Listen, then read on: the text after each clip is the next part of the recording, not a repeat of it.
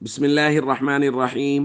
عن ابن عباس رضي الله تعالى عنهما قال: كان رسول الله صلى الله عليه وسلم أجود الناس، وكان أجود ما يكون في رمضان حين يلقاه جبريل. رواہ البخاری۔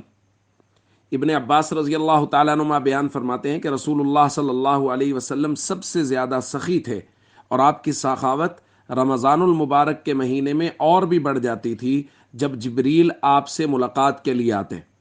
اور آگے فرماتے ہیں فلا رسول اللہ صلی اللہ علیہ وسلم حین یلقاہ جبریل اجود بالخیر من الریح المرسلہ، اور جب جبریل حضور علیہ الصلاۃ والسلام سے ملاقات کے لیے آتے تو آپ خیرات و برکات میں تیز چلنے والی ہوا سے بھی زیادہ سخی ہو جاتے تھے۔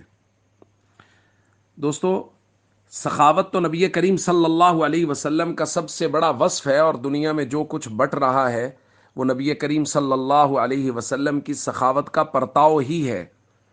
اور رمضان المبارک میں یہ سخاوت کئی گنا بڑھ جاتی تھی، اور حضرت ابن عباس فرما رہے ہیں کہ تیز چلنے والی ہوا جس طرح ہر جگہ پہنچتی ہے، نبی کریم صلی اللہ علیہ وسلم کی سخاوت بھی رمضان المبارک میں ہر جگہ پہنچا کرتی تھی۔ اور یہ پرتاؤ اور یہ عکس صحابہ کرام میں بھی ہمیں نظر آتا ہے۔ ایوب بن وائل کہتے ہیں، وہ بیان کرتے ہیں کہ ابن عمر رضی اللہ تعالیٰ عنہما کے پاس ایک مرتبہ رمضان المبارک میں 4000 درہم آئے اور ایک چادر آئی۔ کہتے میں نے اگلے دن دیکھا کہ بازار میں ابن عمر رضی اللہ تعالیٰ عنہما اپنے جانوروں کے لیے ادھار چارہ خرید رہے تھے۔